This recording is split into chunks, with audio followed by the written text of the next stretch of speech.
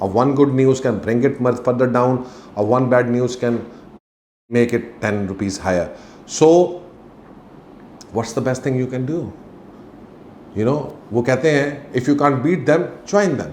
So fine, enjoy जिस तरफ भी जाए, चाहे वो गिरे या चाहे वो इंक्रीज हो, आपको दोनों सूरतों में फ़ायदा हो. How can you do that? Again simple, छोटा सा आंसर.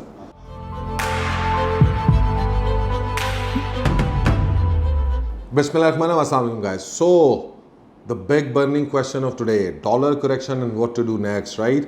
अभी जब हम पीछे वीडियो बना रहे थे, मुझे याद है बहुत सारे लोगों के वो यार ये 300 पे जाने लगा है, ये 275 पे जाने लगा है, ये 400 पे जाने लगा है. सो मैंने बहुत सारे लोगों को कहा कि जनाब प्रॉब्लम ये है कि to be honest, what happens in the future no one can really predict. हम जो कर सकते हैं वो कर लें. वो ये है कि वी प्लेस आवरसेल्व्स ऐसी जगह के ऊपर जहाँ पर हम हेज आउट हो जाएं उस इन्वेस्टमेंट के against, right? So even if dollar increases वो हमारे बेनिफिट में हो, और अगर डॉलर नीचे आए तो वो भी हमारे बेनिफिट में हो. इसीलिए जब डॉलर 250, 240, 245 पे गया, 50 पे गया, तो आई मेड वॉर क्राई कि जी के वॉर फुटिंग के ऊपर जो है वो आप प्रॉपर्टी फौरी तौर पे इसी डॉलर को अपने कन्वर्ट करा के डॉलर को ख़रीदें. लेकिन बहुत सारे लोग अगेन इसी बात के ऊपर जो उनको उसको समझ नहीं आती है कि वो कहते हैं वो 80 रुपये पे चला गया. अगेन आई डोंट नो ये क्यों होता है. वो कहते हैं जी होते होते जाता ही रहेगा, लेकिन तुहानू समझा के मैं थक गया कि जिहड़ी शै उत्ते जाती है that comes under a correction as well. And similarly वही हुआ. मेरी जितनी भी फाइनेंस के लोगों से बात हुई इस दौरान के अंदर, मुझे बहुत सारे लोगों ने ये बात की कि डॉलर इज़ एक्चुअली बीइंग ऊपर जो जा रहा है ये एक आर्टिफिशियल और स्पेकुलेटिव हाइक है, and it will stop somewhere. And the prediction was कि जी actual dollar price should be somewhere between and should not be more than 195. ये this should be the range dollar should be traversing, right? लेकिन चूंकि economic political instability और ये सारी चीज़ें हैं, उसकी वजह से कुछ लोगों ने शायद I don't know I don't want to comment के जी के कौन क्या कर रहा था. लेकिन ये चीज़ जो है this is the general bracket which most people are looking at. अब होता यही है कि जनाब जब टाइम होता है इन्वेस्टमेंट का उस वक्त हम कहते हैं यार हम नहीं करना. अब जब नीचे आ रहा है तो अब हमने नाउ इज़ द टाइम कि जनाब हम अपने डॉलर्स को जो है वो शायद होल्ड करें, then we start running the market. जिस तरह ऊपर जाता है इसी तरह स्पेकुलेटिव अंदाज में वो नीचे भी आना शुरू हो जाएगा. सो अब क्या करना है और क्या करना चाहिए? देखिए मैं आपको पहले भी बता चुका हूँ कि अगर आप इसी प्रेडिक्शंस पे बैठे रहेंगे ना कि डॉलर 300 पे चला जाएगा तो तब मैं इन्वेस्ट करूँगा, या डॉलर 200 पे आ जाएगा तो मैं इन्वेस्ट करूँगा, तो फिर आप कोई डिसीजन कभी ज़िंदगी में मेक नहीं कर सकेंगे. The best thing to do is कि you start investing now and make sure कि आप ऐसी इन्वेस्टमेंट में करें कि अगर डॉलर उसमें अप्रिशिएट भी करे उस टाइम पीरियड में, तो वो प्रॉपर्टी जो है या वो जो इन्वेस्टमेंट है वो आपको उसके खिलाफ हेज दे रही हो. मैं इसलिए बार बार आप सब लोगों को कह रहा था कि जनाब आप लोग जो है वो डॉलर के अंदर परेशान मत हों, वरी फ्री होकर आप इंस्टॉलमेंट प्रोजेक्ट्स के अंदर आ जाएं, क्योंकि installment projects are a hedge. वो क्यों है हेज वो आपको पता है. पहली बात यह है कि आपने सारे डॉलर इकट्ठे नहीं देने. Number 1 and most important reason, आपने वो डॉलर 3 ईयर्स में देने हैं. सो आपने अपफ्रंट थोड़े से दे रहे हैं, 10%, 20%, 30% देना है. उसको भी आप डिवाइड कर सकते हैं 2-3 महीनों के अंदर कि यार मैं इसको देख लूँ. अच्छा, फिर जो दूसरी इंपॉर्टेंट चीज़ है कि कंस्ट्रक्शन प्रोजेक्ट्स जो हैं, so number 1 is this point कि जी कि आपने उसको over a period of time देना है.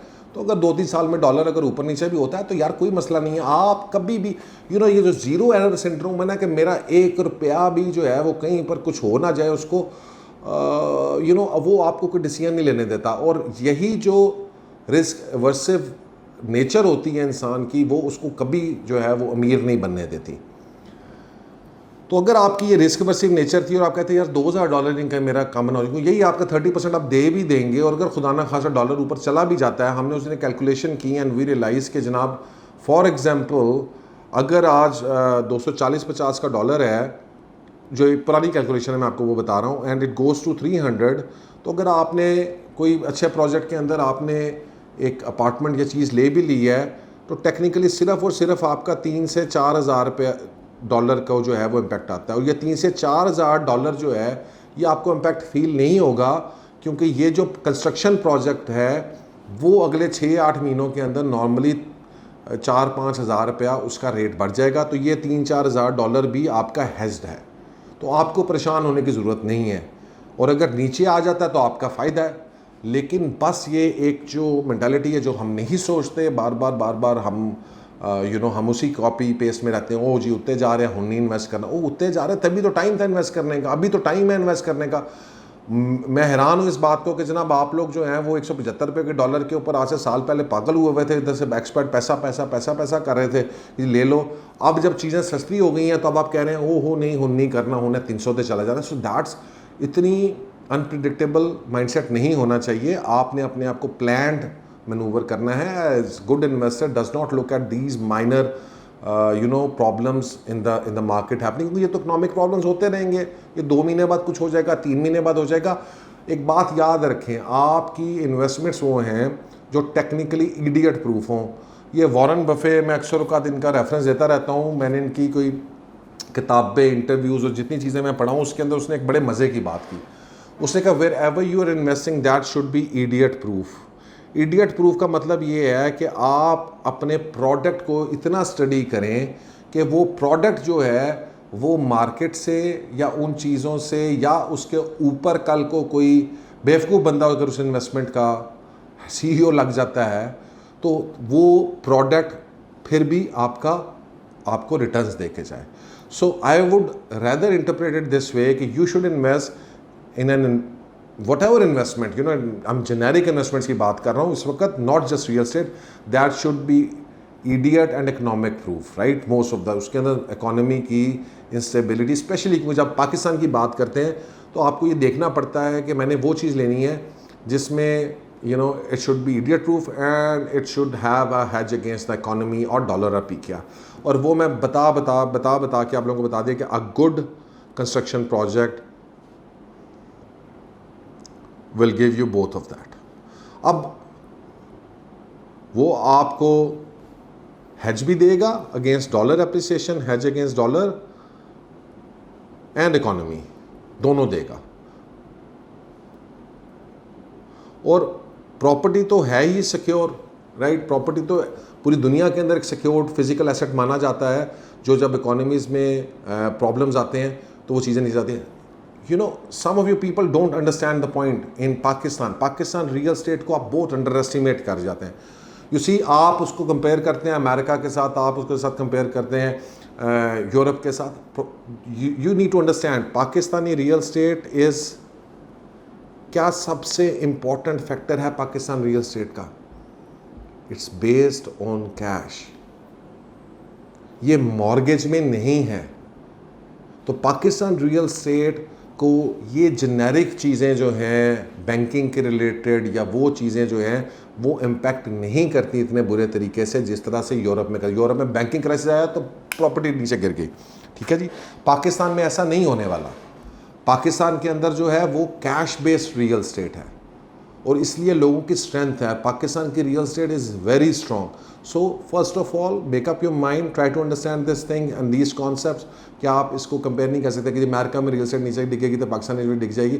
नहीं, पाकिस्तान की कैश बेस है। वहाँ पे बैंकिंग क्राइसिस आता है, वो इंटरेस्ट रेट हाइक कर देंगे तो प्रॉपर्टी नीचे आ जाएगी, इंटरेस्ट रेट नीचे कर देंगे तो प्रॉपर्टी ऊपर जाना शुरू हो जाएगी, लोग मार्केट्स करना शुरू हो जाएंगे, प्रॉपर्टी के अंदर सर्कल चलना शुरू हो जाएगा। पाकिस्तान में it doesn't work like that. Pakistan की 80-90% ट्रांजेक्शन्स कैश बेस्ड हैं, इसलिए Pakistani real estate is much more stronger. ये आप समझेंगे it is prone to such kind of issues as long as you don't buy in properties जो totally investment oriented है। उसमें आपको उतार चढ़ाव रहता है और आप उस पर परेशान होकर देखते रहते हैं, वो यार ऐ हो गया, वो हो गया, फाइल तो 2 करोड़ से चली गई सी, हुण वापस आ गई 1 करोड़ से। So those are the different kind of investments. आप उनसे रियल एस्टेट को प्लीज़ काइंडली कंपेयर ना करें।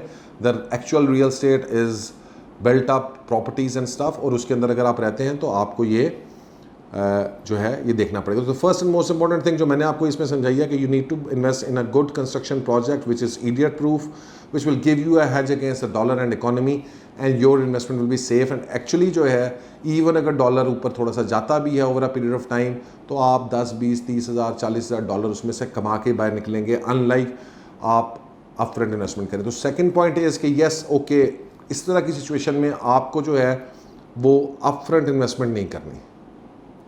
सो 100% upfront is a know from my side, right, कि जिस चीज़ की लमसम पेमेंट करनी है 100% उसको ना करें, स्पेशली अगर आप बाहर हैं। अगर पाकिस्तान में fine, you can make it that happen, that's fine, लेकिन अगर आप एक्सपर्ट हैं, आपने बाहर से डॉलर्स कन्वर्जन करानी है, तो फिर कभी भी अपफ्रंट 100% इन्वेस्टमेंट इस तरह की मार्केट में, इस तरह की इकोनॉमी के अंदर आप ना करें। थर्ड एंड फॉरमोस्ट थिंग, देखिए मेरा अपना ये ख्याल है और कुछ लोगों का भी ये ख्याल है कि जी कि डॉलर शायद अभी और करेक्शन में आए, 210 तक ये आ सकता है, शायद इससे भी नीचे जाए आगे सितंबर में। बहुत सारे रीज़न हैं इसके पीछे। सितंबर में जाकर जो आपकी कैश फ्लोज हैं वो कम हो जाते हैं, आपने जून जुलाई में पैसे देने होते हैं, किस्तें देनी होती हैं, फिर IMF से आपका पैकेज आ रहा है, कुछ और जगहों से आप पैसे अरेंज कर रहे हैं, so it would probably come down further. So my point right now is that if you really want to take advantage of this, you should buy property immediately in dollars. Expats के point of view से बात कर रहा हूँ, ठीक है जी, because now dollar is coming down and expected ये है। अब आप बात करेंगे कि जी के नहीं, I can understand some of you may disagree कि डॉलर नीचे नहीं आएगा, हो सकता है ये करेक्शन है और फिर ऊपर चला जाए, और मैं यकीन करें कि मैं करेंसी और फॉरेक्स के अंदर काम कर चुका और मैं आज तक कोई बंदा भी इन चीज़ों को 100% प्रेडिक्ट नहीं कर सकता। One good news can bring it further down, और one bad news can make it 10 rupees higher. So what's the best thing you can do? वो कहते हैं if you can't beat them join them. So fine, enjoy जिस तरफ भी जाए, चाहे वो गिरे या चाहे वो इंक्रीज हो, आपको दोनों सूरतों में फ़ायदा हो। How can you do that? Again simple, छोटा सा आंसर, इंस्टॉलमेंट प्रोजेक्ट्स। सो बाय प्रॉपर्टी इमीडिएटली। क्यों? क्योंकि अगर वो नीचे और आता है तो you gain a lot of profit, और अगर वो ऊपर जाता है, लेट्स सपोज डॉलर ऊपर जाता है तो डॉलर नीचे आता है तो you gain a lot of profit, और अगर डॉलर ऊपर भी चला जाता है even then you gain good profit. So दोनों सूरतों में you getting profit, and that's the major thing you need to understand today right now at this point. आज की बात कर रहा हूँ, अगले 2-4-5 दिनों की बात कर रहा हूँ, how the market reacts. You should immediately, if you're an expert, आप, मुझे पता है बहुत सारे लोग अपनी इन्वेस्टमेंट होल्ड करके देखना चाह रहे थे जी किधर जा रहा है, तो वो वापस आ गया। उन दोनों 250 रुपये का नहीं मिलना, ठीक है जी, और ये और वापस आ रहा है, और जो हमारी अंडरस्टैंडिंग है।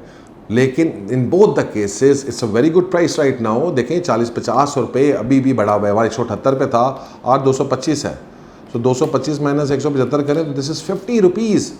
अभी भी आप खुश नहीं, आप अभी कह रहे हैं 100 रुपये ऊपर जाएगा फिर मैं लूँगा, तो भाई 100 रुपये तो शायद ये जा ही ना, 80 रुपये गया था और यह वापस आ गया, अब ये 10-15 रुपये और नीचे आएगा। सो दैट्स देयर, स्पेकुलेटिव है, हर बंदा इसको पता है कि स्पेकुलेटिव था।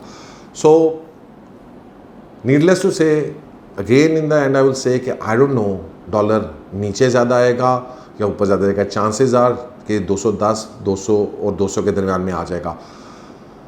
बट इवन अगर ये 5-10 रुपये ऊपर भी जाता है तो ये आपको, अगर इन्वेस्टमेंट आप करेंगे, you are in a win situation both ways, ठीक है। आप किसी भी सूरत के अंदर विन सिचुएशन के अंदर हैं। So let's make it that example कि आज से सिर्फ 3 महीने पहले अगर आपके पास $1,00,000 था, 100K डॉलर्स थे, so they were equal to 175 lakhs और 178 lakhs। आज आपके पास 100K डॉलर्स हैं, that is equal to 225 lakh. तो भाई इसको कन्वर्ट करा लो। ये अल्टीमेटली प्रॉपर्टी ने जो ये डॉलर अप्रिसिएशन नहीं है इसको कोप अप करना है, और जब ये कोप अप करेगी तो ये जो 14-15-20% के ये जो आपको गेंस हैं ये आपको मिल जाएंगे और आपको डबल फ़ायदा हो जाएगा। यही चीज़ हम 2019-20 में बड़े लोगों को कहते रहे, उनको होश ही नहीं आया, उन्होंने कहा नहीं हले देखांगे, और जदों साल पूरा प्रॉपर्टी राइज कर गई, आसमानों पे पहुंच गई, फिर लोगों की जाग खुली, उन्होंने उस वक्त ख़रीदा, और आज वो बैठे हुए अपने डॉलर कम होते हुए देख रहे हैं और कह रहे हैं यार पैसे साढ़े थे कम हो गए। तो मेरे एक्सपर्ट भाइयों, आप लोगों से बड़ी मेहरबानी है, आप लोग प्लीज़ किसी अच्छे एडवाइज़र के पास जाया करें, अच्छे बंदे से मशवरा लिया करें। आप लोगों का पैसा बहुत कीमती है, मैं आपका दुख दर्द समझता हूँ, मेरी सारी फैमिली एक्सपर्ट्स हैं, मैं समझता हूँ आप किस प्रॉब्लम में से गुजरते हैं। Don't waste your money. अच्छा कंसल्टेंट उठा लें, आप बाहर बैठे, यू अंडरस्टैंड द कि जी के अच्छे कंसल्टेंट की अहमियत क्या है, ठीक है, और पूरी दुनिया के अंदर इसकी अहमियत को जो है वो बताया जाता है, and they hire the best of the best people. और आप करोड़ों की इन्वेस्टमेंट करने के लिए जो है वो आप आप टाइम लेते ही नहीं है कि मैं कोई अपना कोई अच्छा बंदा को देख लूँ या कैपेबल बंदे से मैं बात करूँ जिसको ये कॉन्सेप्ट्स इकोनॉमीज़ का पता हो। सो प्लीज़ इसको मेरी रिक्वेस्ट है, protect your money. We want कि जनाब आपके पैसे हमेशा सेव हो और आप पैसा बनाते रहें। That's our job at Imlaak, that's why we are here, that's why we are offering right now free consultancy for the first time, totally free, base के जिस तरह इकोनॉमी की इंस्टेबिलिटी है। मैं आपको बता दूं कि मैं उसका 1 लाख रुपए चार्ज करता था इस कंसल्टेंसी का, बट मैं इस वक्त आप लोगों को फ्री कंसल्टेंसी देना चाह रहा हूँ just for the sake of this thing, so that you guys जिन लोगों को परेशान हैं अपनी चीज़ों के बारे में, जो उधर उनकी प्रॉपर्टीज़ हैं, क्या करना है क्या नहीं करना, so we can guide you which one you should sell, which one you should hold, and अगर आप नई इन्वेस्टमेंट करना चाह रहे हो तो कहाँ पे इन्वेस्टमेंट करनी है ताकि you can make the maximum benefit of this difference and you can make good money out of it. So guys that's is all, thank you very much and अल्लाह हाफिज़।